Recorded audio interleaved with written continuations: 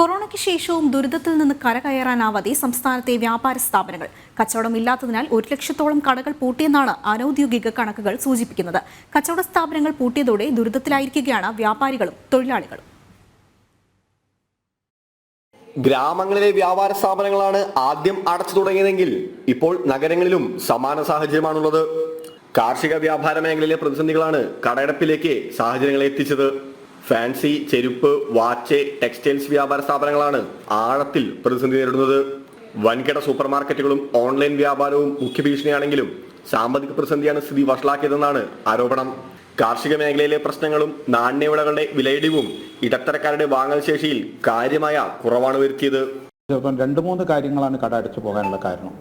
ഒന്ന്, നമ്മൾ വാങ്ങാനുള്ള ശേഷിയില്ല. പിന്നെ വിദേശത്ത് കോവിഡോടുകൂടി ഏറ്റവും കൂടുതൽ ദുരിതം അനുഭവിച്ച് ജോലി നഷ്ടപ്പെട്ട 10,000-കണക്കിന് ആളുകളാണ്.